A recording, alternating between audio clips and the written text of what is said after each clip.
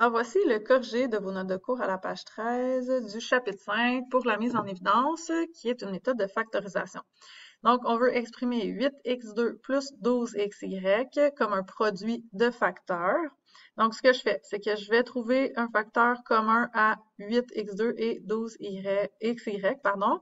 J'observe que 8 et 12 ont en commun un facteur de 4. Alors, ce que je vais écrire, c'est réécrire 8x2, mais en utilisant un facteur de 4. Donc, 2 fois 4, ça donne 8. X fois x, ça me donne x2. J'utilise le même facteur pour le deuxième terme. Donc, 3 fois 4 fois x fois y. Et je vais faire ressortir ce qui est commun aux deux, c'est-à-dire 4x. 4x va être devant la parenthèse. Et ce qu'il y a dans la parenthèse, c'est dans le fond le produit que je dois effectuer pour revenir à l'expression de base. Donc, 4x fois quelque chose me donne 8x2. Donc, ce quelque chose-là ici, on le trouve en regardant les facteurs qui restent après avoir utilisé les facteurs communs. Donc, il me reste 2x et effectivement, 4x fois 2x, ça donne 8x2. Même principe pour le 12xy. Donc, il me reste 3y que je viens placer dans la parenthèse. 4 fois 3, 12. X fois y, xy. Pour l'exemple 2, j'ai 6x moins 12x, y2. Donc, j'observe que le facteur de 6 va être commun à mes deux coefficients, donc aux deux chiffres devant les lettres. 6x, je l'exprime comme 6 fois 1 fois x. Et moins 12, je vais l'exprimer comme moins 2. Et là, ici, le moins 2, vous ne le voyez pas, mais il est là. Moins 2 fois 6 fois x fois y. Et pourquoi je ne mets pas moins 6 et que je choisis moins 2? Parce que si je mets moins 6, eh bien, moins 6 et 6, ce pas des facteurs qui sont communs. Donc, qu'est-ce qui est commun aux deux? Je vois que le 6 apparaît dans les deux produits de facteurs. X apparaît aussi une fois dans les deux. Donc, 6x, ce sera ce que je vais mettre en évidence. Maintenant, qu'est-ce que je mets dans la parenthèse? Ce qui reste. Donc, après avoir pris le 6 et le x, il me restait 1.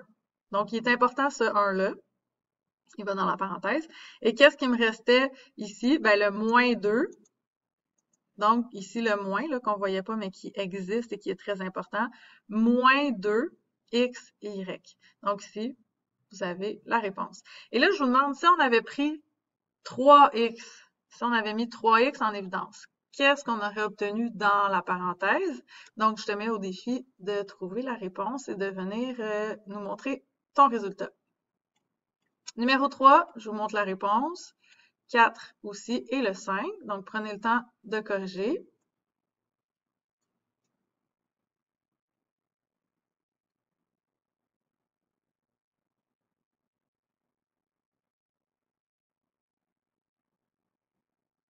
Vous savez que vous pouvez me mettre sur pause aussi si ça va trop vite.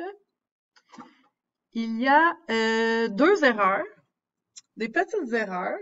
Je vous mets au défi de les trouver et de venir les montrer à votre enseignante, donc soit moi ou l'enseignante que vous avez, l'enseignant que vous avez.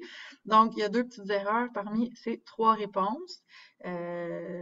Si vous voyez l'erreur, ben, vous avez bien compris. Si vous la voyez pas, ben, n'hésitez pas à aller voir votre enseignante ou à demander à vos collègues pour comprendre qu'est-ce qui se passe ici, qu'est-ce qui fait en sorte que ce n'est pas parfait. Donc, c'est vraiment une petite erreur, un petit oubli qui arrive souvent. Donc, vous oubliez souvent de faire. Donc, si vous le trouvez, ben, peut-être que dans des évaluations, dans des exercices, ben, vous n'oublierez pas de le faire. Ensuite de ça, il va nous rester les chaînes d'opérations. Donc, j'aimerais ça que tu notes tout de suite dans tes notes de cours les chaînes d'opérations.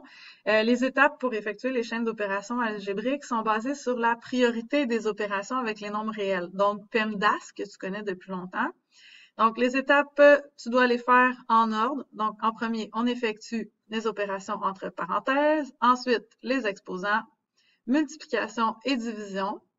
Et on termine avec addition et soustraction.